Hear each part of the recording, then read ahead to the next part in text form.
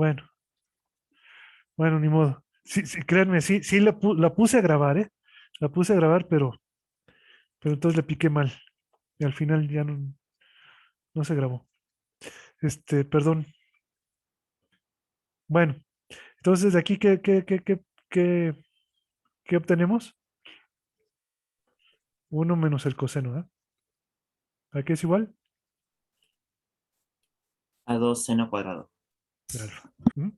Bueno, entonces, esta es muy útil, estas dos, porque aquí tú puedes, si tú tienes una función cuadrática, pues la puedes escribir de esta forma, ¿no? Tanto el seno cuadrado lo puedes escribir de esta forma, como el coseno cuadrado lo puedes escribir de esta forma, ¿sí? Y de alguna manera es simplificar las cosas, ¿no? ¿Sale? Y no solo eso, sino que, por ejemplo, pues tú puedes hacer cálculos fáciles. Por ejemplo, si quisieras calcular el coseno cuadrado de 30 grados, pues ¿qué haces? Pues tienes que calcular el coseno de 30 y luego elevarlo al cuadrado. Puedes hacer eso o simplemente pues utilizar esta identidad, que esto va a ser igual a uno más el coseno de 60 grados, ¿no? ¿Y cuánto es el coseno de 60 grados? Pues es un medio, entonces te va Ok. a dar 3 medios. Entonces no es necesario andar haciendo el cálculo, ¿no? Por ejemplo, no es necesario andar elevando al cuadrado. Si con una vil suma de fracciones puedes encontrar el resultado, ¿no? ¿No, no Co- sería esto entre 2, profesor? ¿Qué cosa? Es 1 más coseno de 60 entre 2 para que nos dé el coseno Ah, cuadrado. sí, bueno, vamos a ponerle así, ¿sale? Entonces ya al elevar al cuadrado sí sería ante 4, ¿no? Entonces, aquí te daría, ¿qué? Aquí un medio, perdón, y aquí te quedaría un cuarto. Ahí está, ¿sale? Entonces, cositas de ese estilo, ¿no? Que te ayudan a hacer cálculos sin necesidad de hacer el cálculo explícito, ¿sale?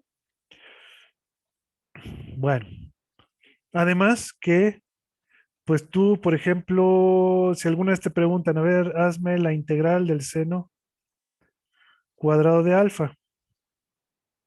Por ejemplo, si te piden, hazme esta integral, pues quién sabe cómo se hará, ¿no? Pero si haces este cambio, que esto lo puedes cambiar a un medio de la integral de uno menos el coseno de 2 alfa. Si sabes integrar el coseno, pues entonces puedes hacer la integral, ¿no? Entonces es más sencillo. De hecho, ¿cómo creen que se calculan el seno a la n de alfa de alfa?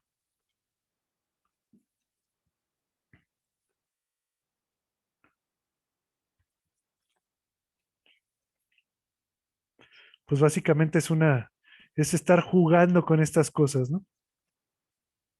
Por ejemplo, si te dijeran, a ver, calcúlame la integral del seno cúbico. Del seno cúbico al de alfa. Pues no sé cómo se calcula la del seno cúbico, pero yo sé que, por ejemplo, la del seno cuadrado, ¿cómo es? Perdón, que esto lo puedes escribir como el seno cuadrado de alfa por el seno de alfa, ¿verdad? Perdón, aquí falta de alfa. Y aquí este seno cuadrado lo puedes reescribir así, ¿sí? ¿Estamos de acuerdo? Y lo puedes reescribir así. A ver, el seno cuadrado de alfa es igual a un medio ¿de qué? De uno menos el coseno de 2 alfa por el seno de alfa. ¿Y esto cómo se escribe? Ah, bueno, esto es un medio del seno de alfa por el menos, ¿ya?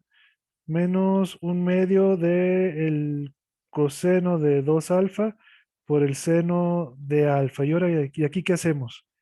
Nos rendimos, ya no sabemos cómo hacer este tipo de integrales. O pues nos regresamos acá a nuestras identidades básicas, por ejemplo, y nos damos cuenta de que aquí tú tienes el producto de un seno y un coseno. Entonces, si tú, por ejemplo, agarras y dices, bueno, yo sé que perdón, el seno, el seno de alfa más el más beta. Ujú. es igual al seno de alfa por el coseno de beta, más el seno de beta por el coseno de alfa. Y luego tienes que el seno de alfa menos beta, aquí es igual al seno de alfa coseno de beta menos el seno de beta coseno de alfa. Y luego dices, ah, bueno, pues ¿qué tal si agarramos estas dos ecuaciones y así las sumamos? Si las sumas, ¿qué pasa? Estas y estas se te eliminan. ¿Esto qué te queda? Te queda el doble. Dos veces el seno de alfa por el coseno de beta. Y aquí te va a quedar el seno de alfa más beta más el seno de alfa menos beta. ¿Sale? Ya tienes esto. Entonces, justamente, pues aquí te tienes el producto. Lo único que tienes que hacer es fijarte, decir, ah, bueno, quiere decir que esto lo podemos pasar aquí, poner aquí un medio, ujú, multiplicando. Ujú, aquí tenemos esto. Y fíjate que aquí tú tienes el coseno de alfa y coseno de beta. Quiere decir que aquí en este caso, donde aquí tengo beta, esta beta, beta es igual a 2 veces alfa, ¿no? ¿Estamos de acuerdo?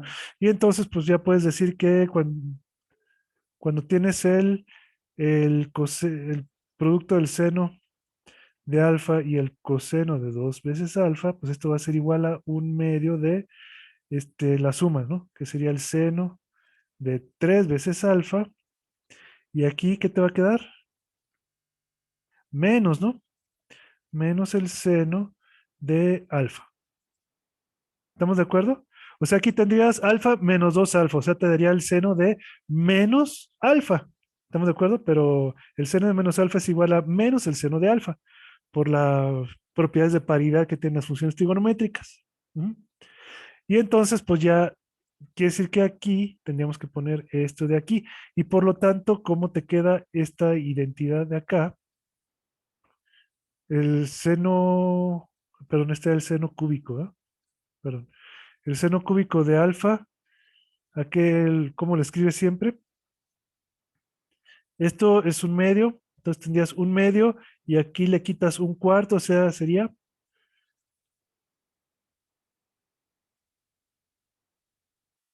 ¿qué es? Sigue siendo un medio, ¿no? Un medio del seno, no un cuarto, perdón, Sí, sí, profe, sería un cuarto del seno de alfa un cuarto del seno menos de un medio del seno de 3 alfa. menos un Menos, medio, no, menos un un cuarto cuarto del seno de 3 alfa, profe. del seno de 3 alfa. Ujú. A ver, no, ¿estamos bien? No, no, no, no, no, no, Se estos son sumaría, tres ¿no? Tres cuartos. cuartos. Estos Sí. son 3 cuartos, sí, porque es menos, este es menos, ¿no? Menos con menos te da más. Y este sí está bien, es menos. Entonces, fíjate, aquí te queda esto. Ujú. Entonces, si te piden hacer la integral del seno cúbico, ¿qué haces? Pues esta integral también la puedes escribir como la integral de 3 cuartos del seno de alfa, menos, bueno, vamos a poner así un cuarto de la integral del seno de 3 veces alfa de alfa. Entonces es un poquito, si quieres, es un poquito de talacha en cuanto a que, bueno, hay que ver qué identidad trigonométrica debíamos de poner aquí, pero a fin de cuentas, el chiste está en que esto siempre lo vas a poder escribir como, este, funciones trigonométricas simples, ya sea de argumentos dobles, triples, cuádruples, lo que sea, ¿no? Pero el chiste es que vas a poderlas poner como funciones trigonométricas simples, senos y cosenos. ¿Sí? Siempre va a haber forma de hacerlo. Ujú. Y te digo, si quieres la del seno a la n, pues entonces es algo más o menos de ir repitiendo esto varias veces, ¿no? Y te va a quedar un chorizote, ¿sí? De cosas que contienen senos y cosenos, ¿sí? De argumentos, y en los argumentos te quedan múltiplos enteros de, de la variable, ¿no? Y así,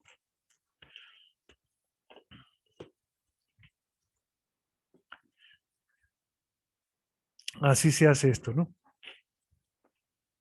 Bueno, entonces, pero como les digo, la mayoría de las identidades trigonométricas salen de estas, ¿no? El chiste está nada más en saberlas utilizar. Estas son amigas de ustedes, no las olviden, no las olviden y apréndalas a querer, ¿no? Estas identidades trigonométricas. Y de hecho, esto es muy útil siempre, por ejemplo, cuando tú vas a hacer esto, precisamente esta relación que está aquí es muy útil, por ejemplo, cuando tú vas a hacer suma de dos funciones que tengan frecuencias distintas, por ejemplo, ¿no? O sea, cuando tú manejas, por ejemplo, ondas, si vas a sumar dos ondas con frecuencias distintas, entonces este tipo de cositas van a ser muy útiles. Porque entonces, por ejemplo, si las dos son funciones senoidales, entonces al final acabas teniendo productos de cosenos, ¿no? ¿Sí? De senos y cosenos, ¿sí? Con diferentes frecuencias, entonces ahí donde viene el fenómeno de modulación, ¿no? Por ejemplo. ¿Sí estamos de acuerdo? Sí, profe. Sí, Entonces recuerden que no es nada más este, cuestión física, sino que también ustedes deben de tener mañas en la cuestión matemática. Ujú. Y siempre que tengas funciones trigonométricas, nunca debes de olvidar estas relaciones que están aquí. Son las más importantes. De hecho, toda la trigonometría básicamente la puedes resumir en estas ecuacioncitas. ¿Sí? Bueno, este, bueno, entonces, ¿qué fue lo que hizo Saúl? Ya lo ha de elevar al cuadrado. Y fíjate que mañosamente, porque el cuate es mañoso, ¿eh? Como te digo, pasó el seno y el caseno, bueno, esta cosa la dejó aquí, ¿no? De un solo lado, ¿sí? Igualó a cero esta ecuación y luego la elevó al cuadrado. Entonces, fíjate, aquí lo bonito está en que justamente cuando tú tienes estas dos ecuaciones y las restas, o más bien las sumas, él las sumó, ¿sí? Cuando tú las sumas, como que es el término que contiene el producto de senos y cosenos, el producto cruzado, y tienes el mismo coeficiente, pues a la hora de sumar, pues, se te va, y entonces te van a quedar, aquí te va a quedar seno cuadrado, coseno cuadrado, entonces esto es uno, este es uno, y te chutaste las funciones trigonométricas. Obviamente tuviste que pagar un precio. El precio es que vas a acabar teniendo una ecuación cuarta. Ujú. Porque aquí tienes el tiempo al cuadrado elevado al cuadrado. Pero eso no es tanto problema. ¿Sí? Porque a fin de cuentas el otro tiempo que tienes aquí está al cuadrado. Ujú. Entonces realmente que aunque esta es una ecuación de cuarto grado, es fácil de resolver, ¿no? Porque realmente es una ecuación cuadrática. ¿Sí? Cuando tú renombras esta t cuadrada, si tú simplemente dices que esto es u, una variable nueva llamada u, pues entonces ya acaba siendo una ecuación cuadrática y ya no hay problema. Pero es algo que se puede resolver, eso es lo que importa, ¿no? Y es básicamente lo que hizo Saúl, ¿no? Entonces se reordenó todo como una ecuación cuadrática y la resolvió. Y ya con eso, pues ya sale lo que querías, pero esto es resolver para la variable. Ujú. Pero no es esta variable, sino que tienes que sacar raíz cuadrada. ¿No? Y bueno, obviamente aquí tienes que hacer un jueguito por acá de signos, ¿no? Tienes que hacer un jueguito de signos, porque recuerda que el tiempo tiene que ser positivo y además tiene que ser real. Entonces tienes que coger el signo adecuado para que esto te quede real. Ujú. ¿Estamos de acuerdo? Disculpe, me quedó una duda en eso a mí. Eh, en el caso de que H, ¿sí me escucho? Sí. Ah, si H es igual a R, el tiempo debería ser cero, ¿no? H es igual a R, pues sí. Y eso, pues, Y eso es, ¿qué te sale? ¿Qué queda aquí? Esto es cero. Ujú. ¿Qué pasa aquí? Aquí te va a quedar dos veces.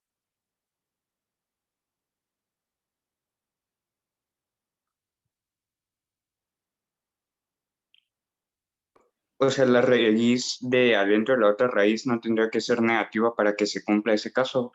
A ver, de hecho, vamos a ver si tiene que ser la parte, la negativa, ¿verdad? Porque así, de hecho, fíjate, esta raíz, esta cosa, aquí te tienes una resta, ¿no? ¿Sí? H siempre va a ser mayor que R. Ujú. Entonces, esta diferencia siempre va a ser positiva. ¿Sí? Déjame ver. Esta diferencia que está aquí siempre va a ser positiva, no hay problema. Esto que está aquí, ¿sí?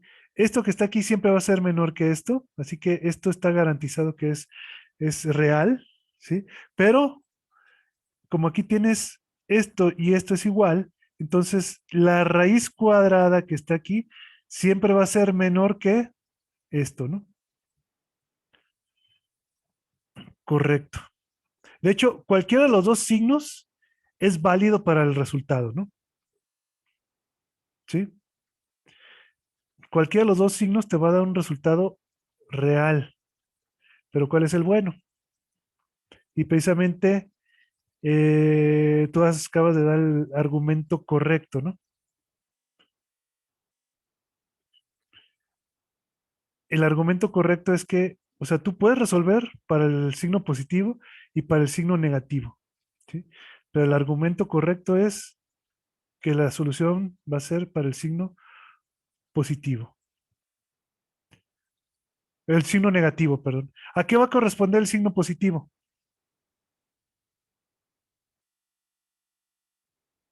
A un tiempo mayor que ya no existe porque ya chocó. No. El tiempo positivo va a ser para cuando lo sueltas de este lado. Si tú lo sueltas por acá,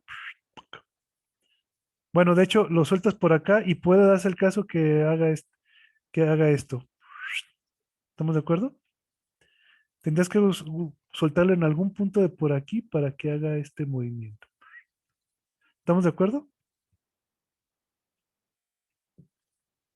Entonces, el signo positivo corresponde a cuando estás por acá arriba.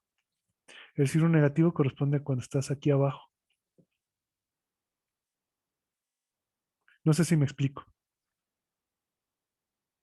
Sí, De hecho, aquí posiblemente no lo notas mucho, pero en el momento de que ya quieres calcular los ángulos, ahí te vas a dar cuenta que efectivamente uno tiene que ser para el ángulo de abajo y otro va a corresponder a cuando sueltas la pelotita acá arriba.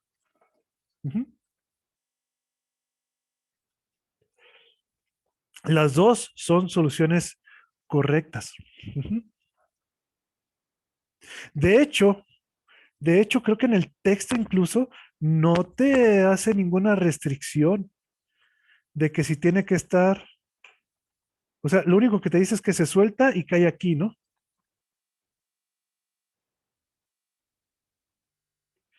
Pero entonces quiere decir que las dos soluciones son válidas, a pesar de que en el dibujo te pongan esto, ¿no?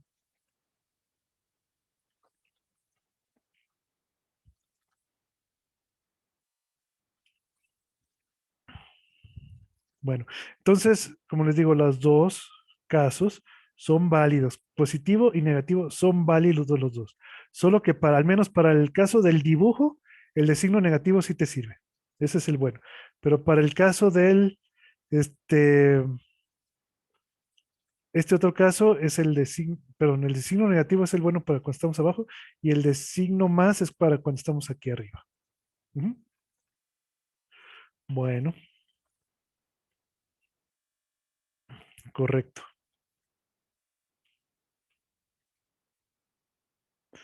Bien. Y bueno, y ya lo último era básicamente de esta ecuación, de la ecuación que estaba aquí, pues si tú divides entre el coseno vas a tener que omega r por t, ujú, omega r por t de esta ecuación es igual a r por la tangente de alfa, ¿no? Entonces, si ya tienes el tiempo, pues ya puedes encontrar la tangente del ángulo, ¿sí? Entonces, por eso es que saco directamente ya esto, ¿no? Bueno, entonces, está la cuestión de los dos signos. Muy importante eso. Y qué bueno que lo notaste. ¿Tú cómo te llamas? Edgar León. Edgar León. Tú me dijiste entonces lo de los signos. Pero entonces recuerda, o sea, esto está bien, te digo, el signo negativo está bien, pero para la solución de la parte de abajo, ¿sí? El signo positivo está bien para la parte de arriba y ahí sí no hay problema si H es igual a R, ¿verdad? Cuando se desprende la gotita de la parte de arriba. No hay ningún problema si H es igual a R.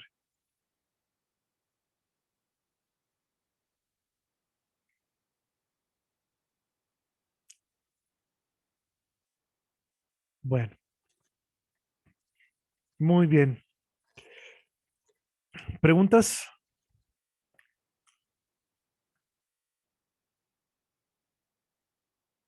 Si quieren, nos echamos mucho tiempo en la solución de este problema, pero es que recuerden, todo esto que les dije aquí abajo es importante, ¿sí? Esto es importante, este tipo de cositas, estos truquitos son importantes y que los tomen en cuenta ustedes. Esta cuestión también es importante, ¿sí? Cómo sacarlo rápido si no, no te acuerdas, ¿sí? Y otra cosa que es importante es obviamente este truquito de cómo eliminar funciones trigonométricas, ¿no? Eso también es muy útil y muy importante, ¿no? Ujú. Una duda, profesor. En el problema, al ser ambos signos válidos, ¿se pudo haber dejado con ambos signos? ¿Más o menos? Sí, pero recuerda que tienes que saber interpretar esas soluciones, ¿no? O sea, no es poner el resultado así más menos, ¿sí? Tienes que poner por separado, ¿sí? O sea, tendrías que poner que hay un tiempo T1 para el signo positivo y un tiempo T2 para un tiempo negativo. ¿Estamos de acuerdo? O sea, en otras palabras, déjame Ah, ok, decir. ok. Sí, Entonces él tiene que especificar pues, textualmente, ¿no? sí, o sea, tienes que hacer la separación. ¿Sí? Decir, hay un tiempo T1 correspondiente igual a algo con el signo positivo, ¿no? Y un tiempo 2 igual a algo con el signo negativo. ¿Estamos de acuerdo? O sea, poner las soluciones aparte y si es posible, interpretar. Esta cuestión de la interpretación también es muy importante, ¿sí? Porque recuerden que, a ver, ¿de qué se trata la física? ¿O de qué se trata la solución de problemas de física? Esto a ver, vamos a ver. Porque la Olimpiada de Física tiene que ver con resolver problemas.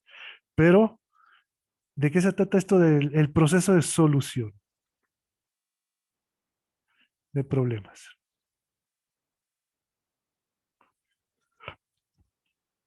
Vamos a ver, ¿cuáles son los pasos para resolver problemas de física?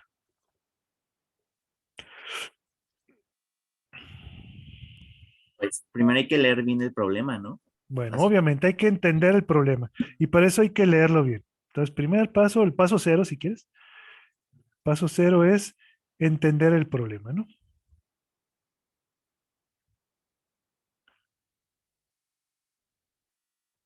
Sale. Y luego,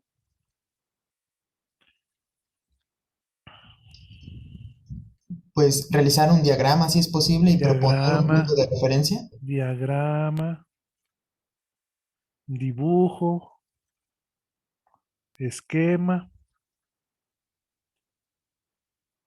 Ujú. Esto recuerda que es para poder tratar de entender cómo funciona o cómo se comporta el, el sistema que te están describiendo en el problema, ¿no? ¿Estamos de acuerdo? Entonces hay que dibujar un esquemita. Esto es muy útil. Puede que, si quieres, puede darse el caso que no lo hagas. Te ayuda muchísimo, ¿sí? Es muy útil esto, muy, muy, muy útil. Pero si no quieres hacer esto, ¿qué podrías hacer en dado caso? Si no quieres dibujar, porque dices, no, no me salen muy feos los dibujos, no los hago. ¿Para qué otra cosa tendrías que ser muy bueno si quieres evitar dibujar? Visualización mental. Imaginar, sí. Imaginación. Si no sabes dibujar, pues imagina las cosas, ¿no? ¿Sí? Entonces tienes que tener muy buena imaginación, ¿sí? Quedarte un ratito así con los ojos cerrados y tratar de pensar, este, pues cómo es que está esto, ¿no? ¿Cómo es que es este asunto? ¿No? Entonces tienes que quedarte un ratito ahí pensando. Bueno, luego, ¿qué más? El siguiente paso. Supongamos que ya entendiste todo, ¿sí? ¿De qué se trata el asunto? Y ya entendiste el diagramita, o sea, el sistema físico. Luego, ¿qué hacemos?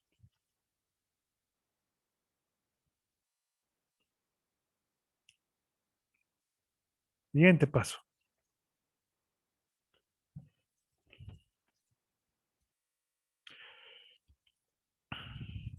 Pues tienes que plantear ecuaciones, ¿no?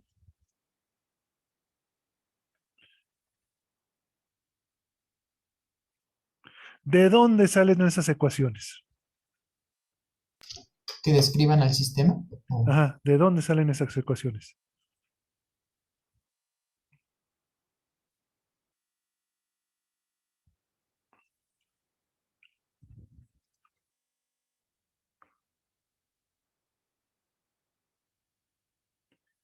Pues de las leyes de la física, ¿no?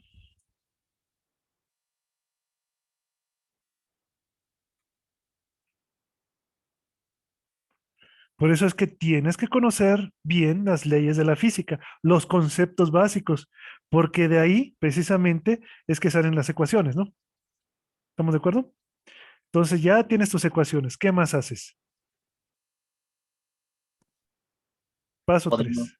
aplicarlas al caso específico en el que estamos resolviendo el problema, No, bueno, o sea, precisamente, o sea, plantear las ecuaciones es aplicarlas al caso específico, ¿no? Trabajar álgebra, ¿no? Algo así. resolverlas. Resolver las ecuaciones, ¿no? Ecuaciones. Para llegar a un resultado, obviamente. Entonces aquí el paso 5 es, bueno, el paso 4. Obviamente, el resolver las ecuaciones, ¿esto qué es?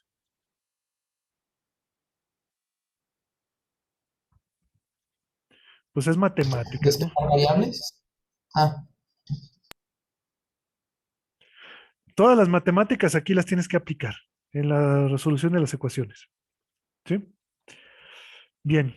El siguiente paso, ¿qué es? Ya tienes un resultado, ¿no?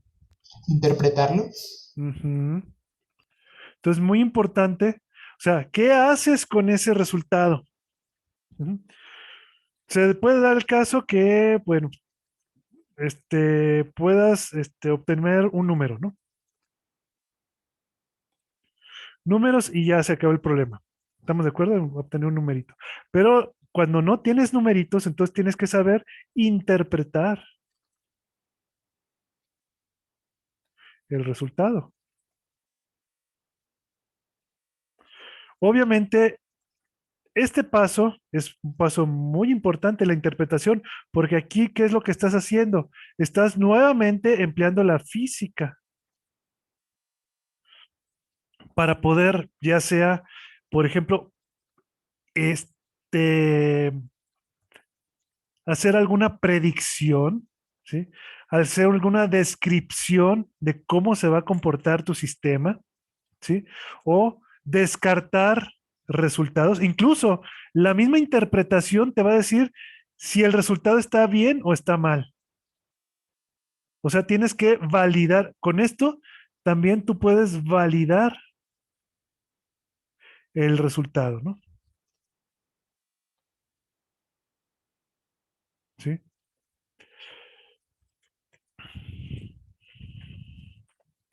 Porque qué tal si tú obtienes un resultado y al momento de interpretar, como lo que dijo tu compañero, al momento de interpretar como que no funciona, ¿no?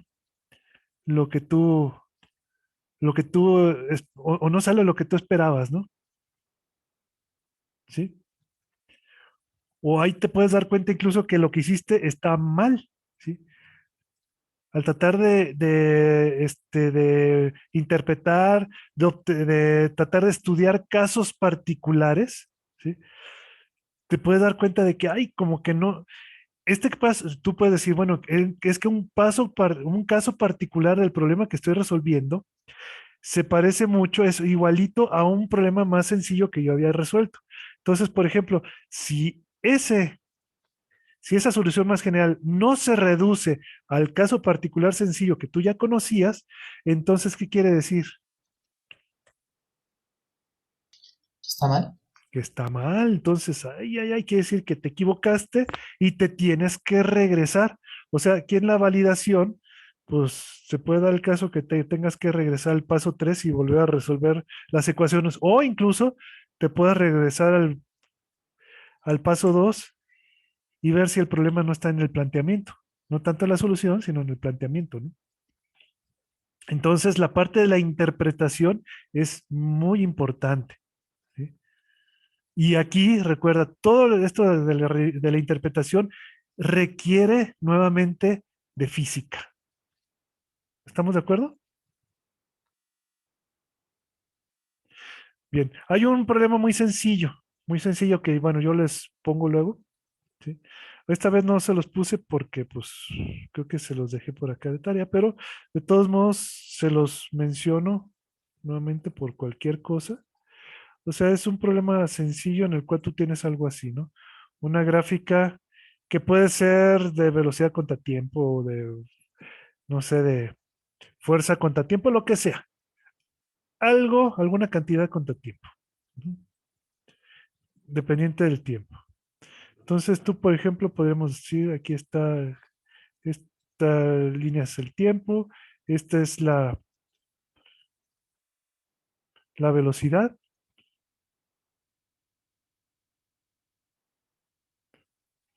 esta es la velocidad y este es el tiempo.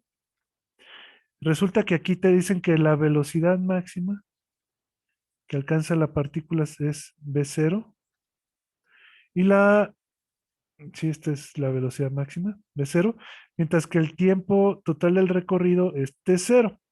Entonces, dado esto, te piden que encuentres cuál es el desplazamiento, la distancia que recorre el objeto en todo el movimiento, ¿no? Entonces, ¿cuál es el resultado?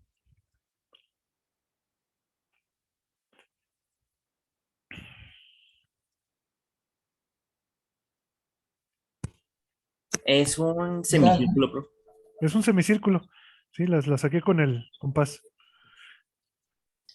Pues Así sería es. la mitad del área de un círculo En la con mitad. diámetro T0. Ajá. O sea, Pi por T0 sobre 2 al cuadrado. ajá. Entonces tú dices la distancia es igual a pi por t0 sobre 2 al cuadrado. Ujú. El 2 también al cuadrado, ¿no? ¿Eh? El 2 también sería al cuadrado, ¿no?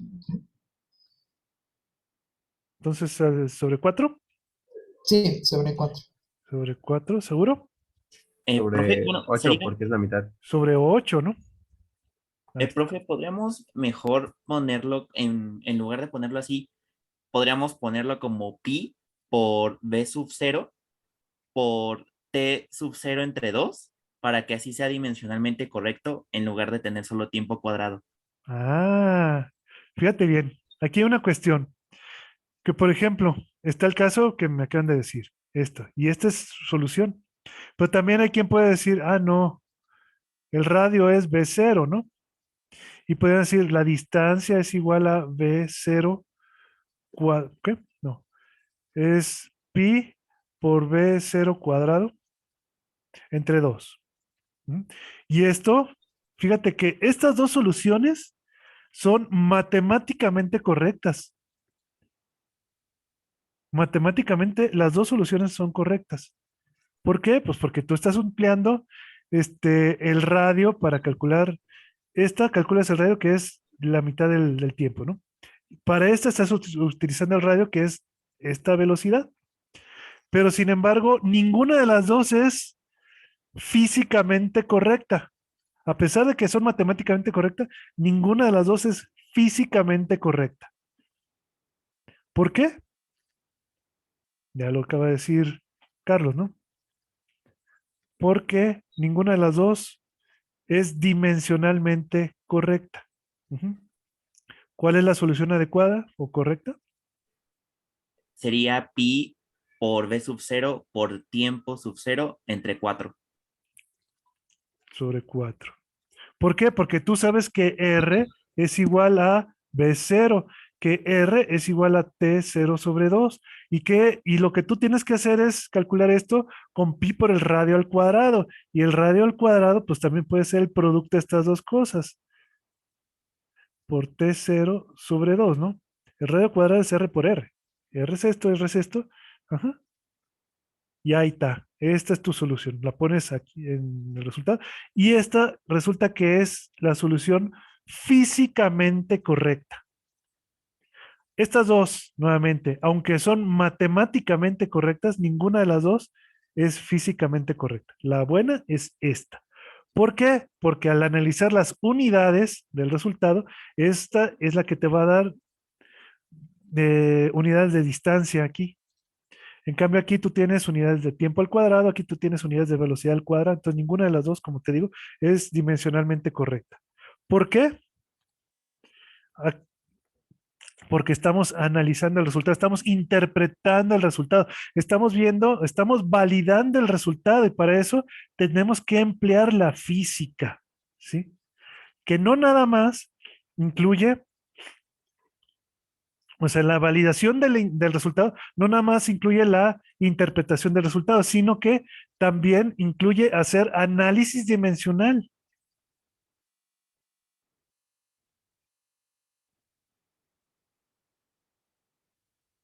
Es uno de los pasos que podrías hacer para poder saber si un resultado está bien o está mal. Si te queda un chorizote así con un montón de factores, una división con factores arriba, abajo y raíces cuadradas y todo eso. Si tú utilizas, si tú dices, ay, ay, ay, ¿estará bien o no estará bien este chorizote? Pues usa análisis dimensional. Si el resultado de todo ese relajo que tienes ahí te da las unidades correctas, bueno, eso te da un buen indicio de que muy probablemente el resultado puede estar bien. Entonces, esto que está aquí es algo que no debes de olvidar, ¿sale? El saber hacer análisis dimensional.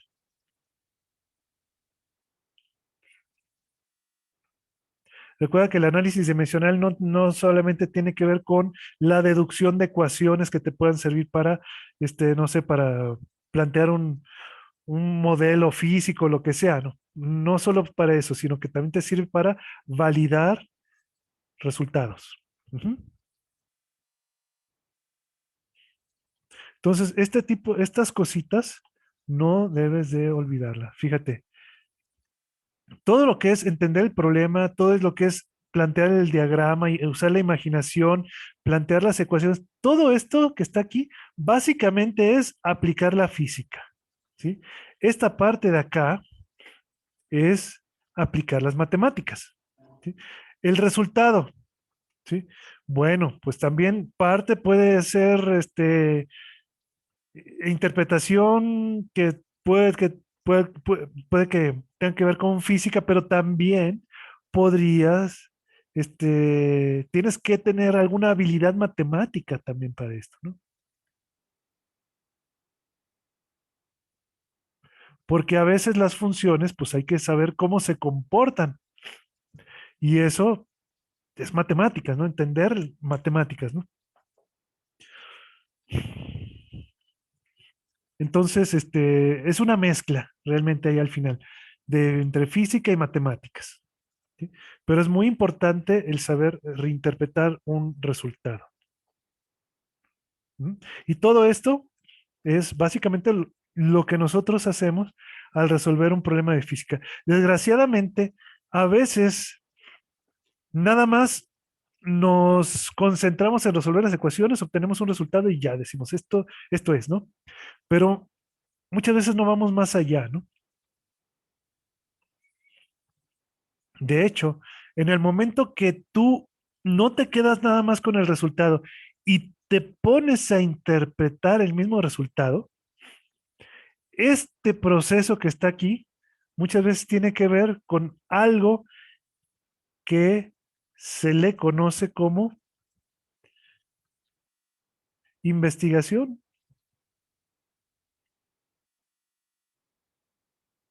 Ujú. O sea, una persona que se le llama investigador, ¿sí? No es una persona que nada más resuelve un problema, sino que se pone a ver qué demonios significa esa solución que obtuvo, ¿no?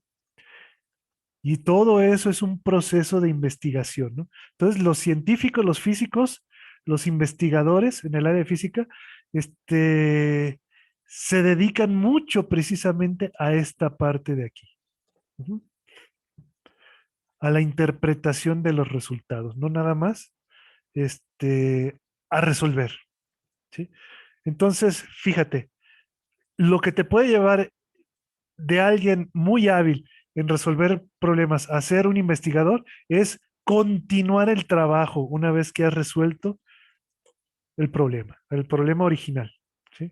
Ver qué más puedes hacer con esa solución que tú tienes, ¿sí? En otras palabras, es aplicar un poquito, o sea, es este, ser curioso. Ujú. Precisamente es eso. O sea, recuerda que un científico, la principal característica de un científico, ¿cuál es?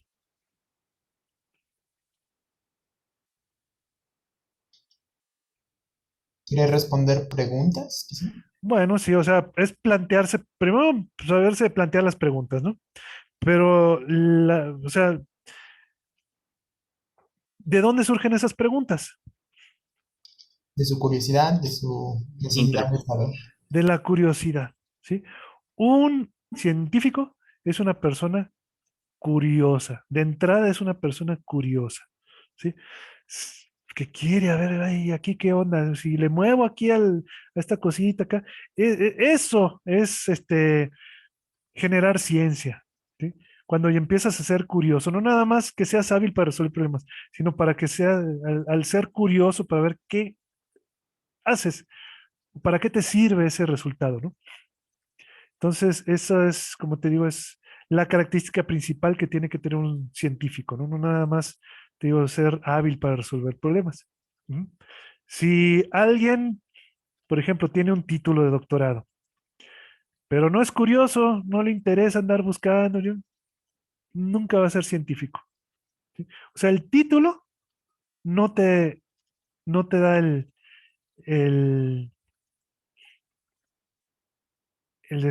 los conocimientos no te hacen ser un científico, ¿sí? Sino principalmente que seas una persona curiosa, que sepas plantearte preguntas y que seas capaz de responderlas, ¿sí? Eso es lo que te va a hacer un científico, no que tengas muchos conocimientos, eso no, eso te va a hacer una persona culta, ¿no? Pero pues, no necesariamente cultura y eh, y curiosidad van de la mano a veces, ¿no? Yo, por ejemplo, cuando yo estudié el doctorado aquí en el Sinvestab, que por cierto, no sé si han oído hablar del Sinvestab, Sí, profe. el Centro de Investigación y Estudios Avanzados bueno, del Instituto Politécnico Nacional, que realmente no es independiente del Poli, ¿no? Pero bueno, tiene ese apellido, es el apellido histórico que siempre ha tenido, ¿no? Bueno, este, el Centro de Investigación y Estudios Avanzados, voy a ponerle aquí, este, el Sinvestav, pues es el mejor centro de investigaciones del mundo, ¿no? Perdón, del mundo de México, perdón, del mundo, ojalá. No, de México. Bueno, es el mejor centro de investigaciones de México, por si no lo saben. Los mejores posgrados en México no los tiene la UNAM, ¿sí? Digo, si lo piensan así y dicen que yo me quiero ir a la no, están en el CIMBESTAF, el Centro de Investigaciones y Estudios Avanzados, ¿sí? Eh, de hecho, por ejemplo, cuando yo estaba ahí estudiando empezar el doctorado, fue cuando el CONACYT en su padrón de excelencia metió una categoría extra, ¿no? Bueno, más bien, no sé si sepan del padrón de excelencia. El padrón de excelencia es un catálogo que tiene de programas de posgrado de todo el país, de universidades y centros de investigación. Entonces, si tienen si un posgrado, una maestría, un doctorado, tienen la calidad, una calidad que cubre ciertos estándares, digamos. Entonces el CONACYT la considera de calidad, la pone en su catálogo y entonces si tú eres estudiante de ese posgrado, tienes garantizada tu beca de CONACYT, ¿sí? Los posgrados que no estén en ese padrón se consideran patito. Ujú. De hecho, la mayoría de las universidades privadas, este, donde te cobran por hacer una maestría, esas maestrías son patito, eso de una vez es casi este, un hecho, ¿no? Bueno, total de que, eh,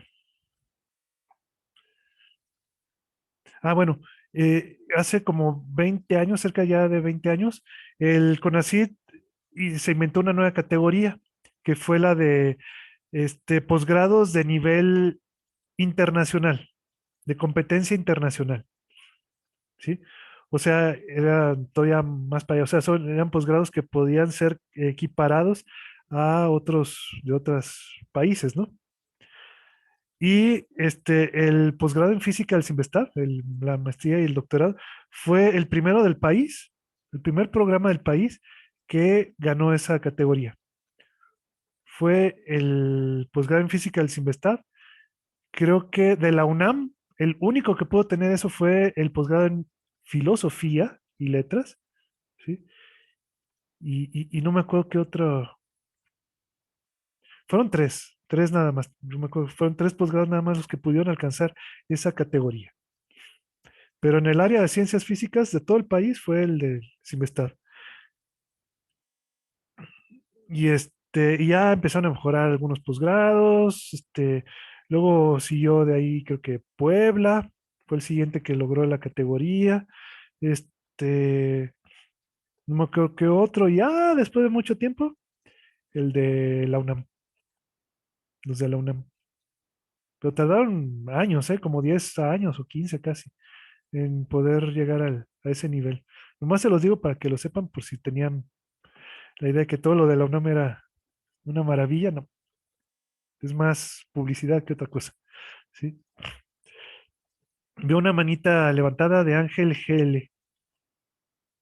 Sí, es una duda del problema desde hace rato, de Ajá, que según como que teníamos dos soluciones, una cuando lo lanzamos desde la parte derecha y otra desde la parte izquierda, ajá, pero se supone que el ángulo, el arcotangente de un ángulo nos devuelve en ángulo solo entre menos 2pi y, perdón, menos pi medios y pi medios. Entonces no podría estar del otro lado porque lo que está dentro del paréntesis del arcotangente es positivo. Entonces nos va a ajá. devolver un ángulo entre 0 y pi medios. O sea, 0 y 90 grados. Entonces no llegaría al otro lado, del lado lanzado derecho. Pero recuerda que también puedes sumarle pi. O sea, es entre menos pi y pi, pero también puedes sumarle.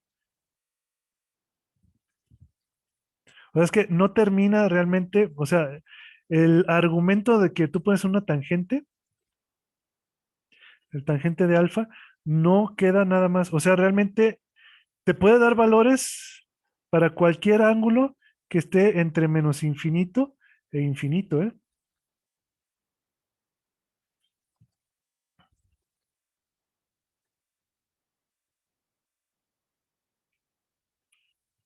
Entonces tú puedes considerar, por ejemplo, cuando tú dices eso lo que estás diciendo, está bien, pero hay que tomar en cuenta el comportamiento que tiene la función de la tangente, ¿sí? La función tangente, si tú la dibujaras, ¿cómo sería? Vamos a ponerla aquí. No sé si tú tengas idea de cómo es la función tangente. Son como esos horizontales, una seguida de otra, ¿no? Mira, vamos a ver. Yo aquí pongo, vamos a poner aquí menos pi y aquí el pi. Pi. O sea, la función tangente es una que va de cero hasta infinito, ¿no? Pero, o sea, el valor de la tangente empieza en cero y termina, y cuando te aproximas perdón, es pi medios, ¿no?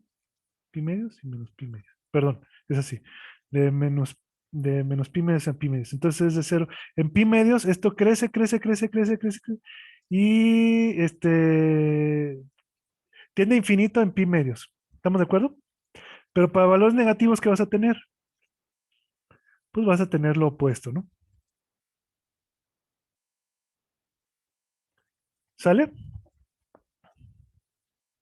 Bueno, pues resulta que realmente esto que está aquí, o sea, la función tangente no termina aquí, sino que se puede replicar para valores mayores de pi, ¿sí?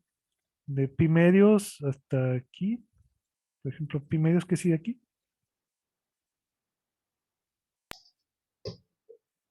pi, ¿no? Como pi, ¿no? Y por acá tienes, ¿qué? Después de pi tienes tres pi medios, ¿no? Entonces aquí se repite exactamente el asunto, ¿no? Vuelve aquí en para pi vuelves a hacer cero. Ah, no, espérate, esto es al revés. Sí, de aquí viene de infinito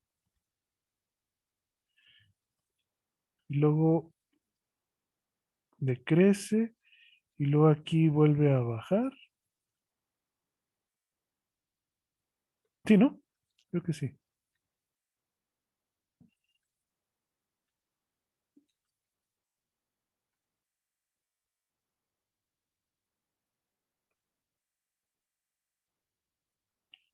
A ver si estoy diciendo bien las cosas o te estoy mintiendo. A ver,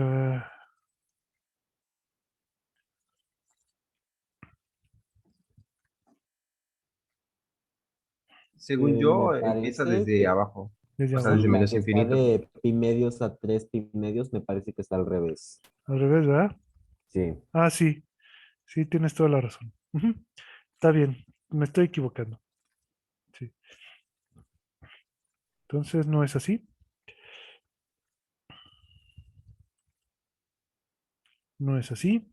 Perdón. Empieza nuevamente desde acá abajo, se repite. Luego aquí vuelve a subir. Y luego acá. Ujú. Entonces es algo que se va repitiendo. Se va repitiendo. Igual aquí pasa en la parte negativa. También aquí tienes menos pi. Y por acá tú tienes menos 3 medios de pi, ¿no? Entonces igual aquí vuelve a bajar, pasa por cero y vuelve a subir, ¿no? Entonces así se comporta esta función, se va replicando, ¿sí? Entonces quiere decir que no nada más que la tienes de aquí a acá, sino que también se te repite y se te repite, ¿no? ¿Sí? Entonces, por ejemplo, puede que tu solución no esté por acá, pero que esté, por ejemplo, para un valor mayor que pi, ¿no? Que andes por acá, por ejemplo, ¿no? ¿Sale? Porque, bueno, al menos de acuerdo al cómo está definido esto, o sea, de acuerdo a esto, bueno, depende cómo hayas empezado el ángulo y cómo lo midas, ¿no? Pero podría ser, de hecho, este valor es mayor que pi, ¿no? Luego, si lo mides desde acá, ¿no? Si lo mides desde acá, esto um, es mayor que pi, ¿no? Es pi y algo, ¿no? O si lo mides desde acá, pues es un valor negativo, pero mayor que pi medios. Entonces ya depende de cómo, o como te digo, cómo es que tú estés midiendo el ángulo, ¿no? ¿Sí? Y entonces, como te digo, ya vas a ver en qué rango andas tú.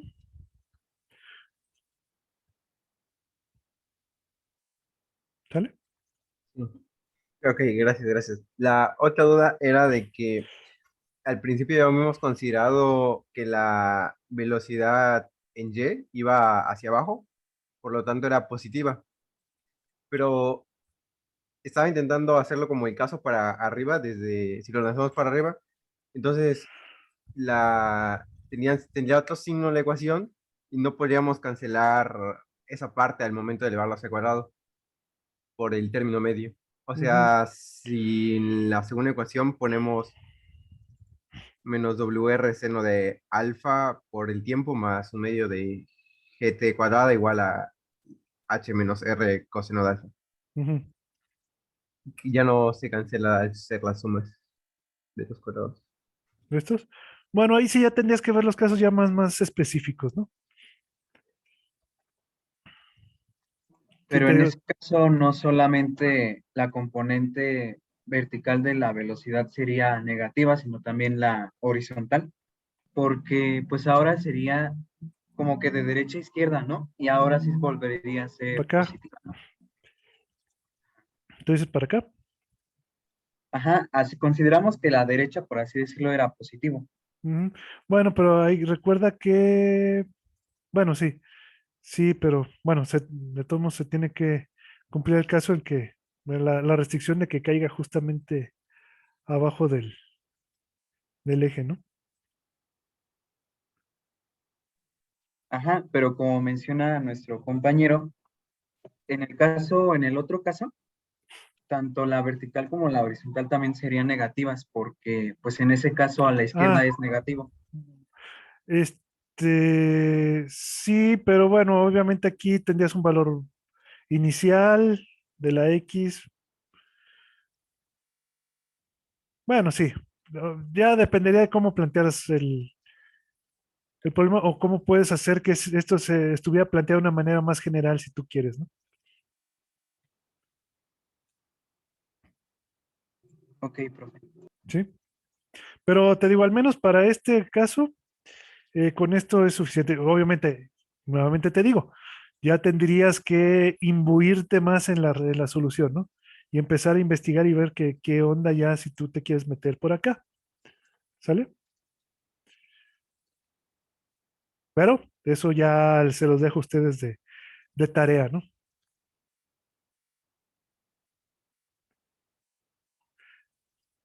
Si quieren, no ahorita, pero ya en un futuro. Igual y hasta en este problema tan simple, a veces pasa, ¿no? Que problemas muy sencillos o aparentemente muy sencillos, luego te pueden dar hasta para una tesis doctoral, ¿no?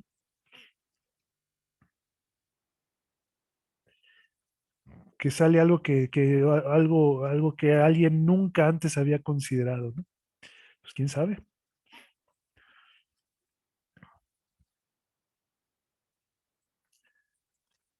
Bueno, pero algo que casi te puedo garantizar es que Profe, al menos de este problema no va a salir esa tesis, pero bueno.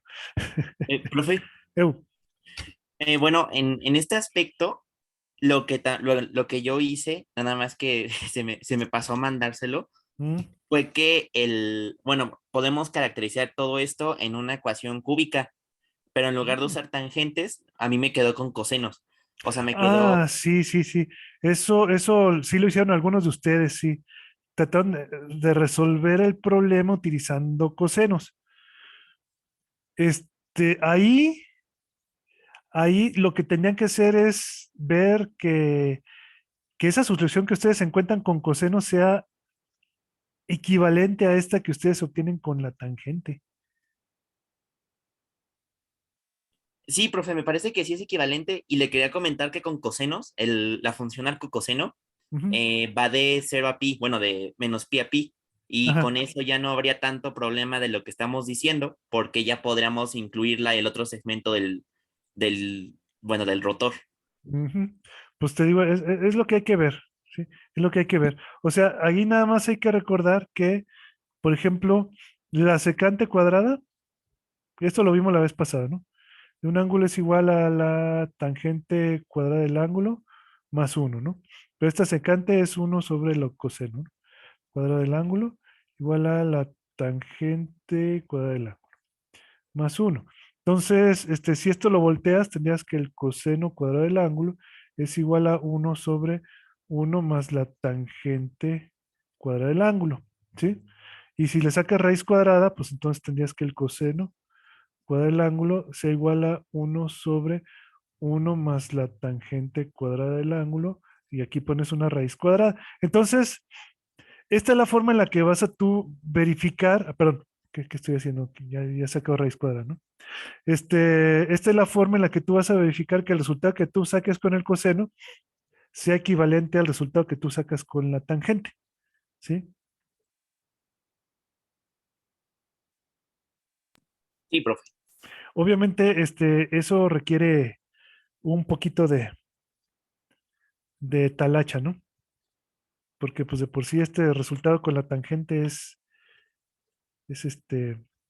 o bueno, al revés, ¿no? También, o al revés. ¿Cómo es la tangente en términos del coseno? Es al revés pasas el... mm, Sería nada más la raíz cuadrada de uno menos uno entre coseno cuadrado del ángulo. ujú. Sí, la tangente es igual a la tangente del ángulo, es igual a uno menos el coseno, ¿eh? No, es el uno sobre el coseno o el ángulo menos uno, ¿no? Sí. Y aquí le saca raíz cuadrada, bueno, o sea, en otras palabras, bueno, ya ves que es el seno entre el coseno, básicamente, ¿no? Pero tendrías que partir de aquí, ¿no? Que con el resultado que sacas con el coseno, haces toda la talacha para ver que te salga justamente el que tú quieres, el que sacamos aquí, ¿no? Este. Sí, profe. Y queda lo mismo, nada más que sí es más fácil verlo como físicamente, como ya puede dar la vueltita, la gotita. Posiblemente, entonces, ajá, bien. Entonces, así sí hay que ser más cuidadoso, ¿no? Cuando lo haces por medio de la tangente, o sea, eso es eliminando los tiempos. Para eso tienes que eliminar los tiempos, ¿no? Para sacar el resultado a partir del coseno, ¿no? Sí, ¿no? Tienes que eliminar los tiempos, entonces, pues, hay que hacerlo con cuidado para que te salga el resultado bien, ¿sí? Pero sí se puede, o sea, se puede. No es una solución única, un camino único.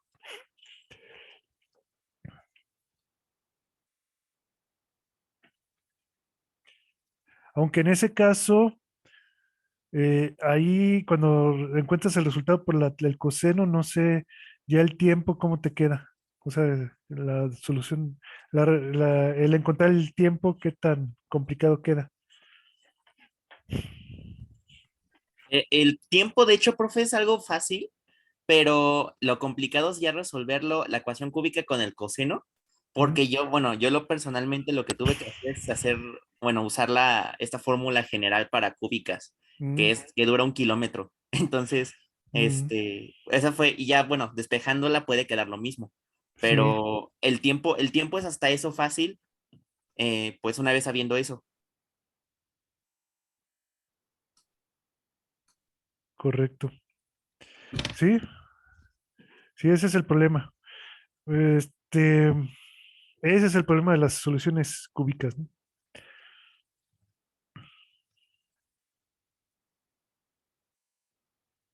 De hecho,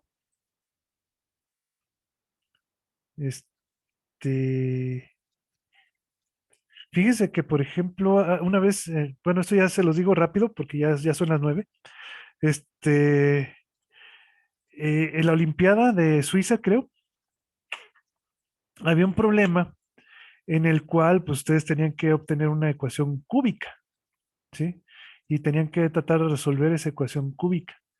Este, y el problema venía que, pues te quedaba un chorizote, ¿no? Y muchos trataron de resolver la ecuación cúbica así en forma algebraica y pues no llegaron a nada, ¿no? Se volvía extremadamente complicado.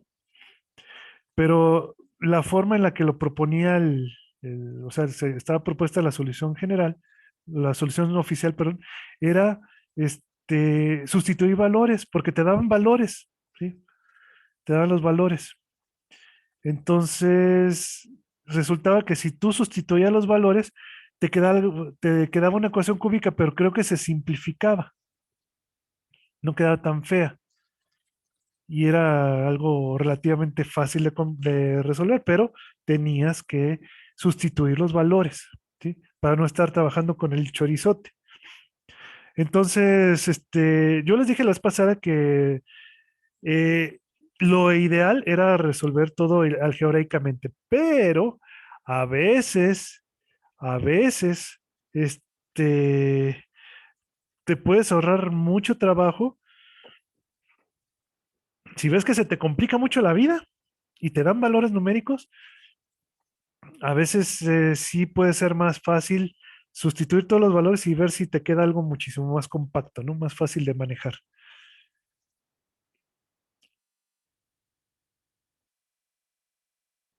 Ujú.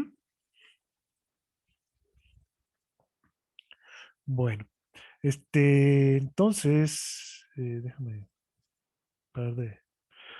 No sé si hay alguna pregunta.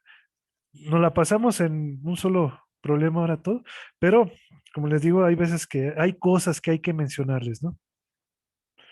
Sobre todo es la cuestión de los truquitos y todo eso.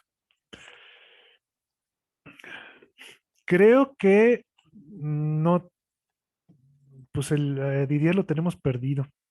Y creo que si no se propone él para darles clase mañana, no sé si quieran que nos veamos y ya vemos otras cositas. Sí, profesor. Sin ¿Sí? ningún problema. Sí, Bueno, profe. entonces nos vemos, ¿les parece a la misma hora que hoy?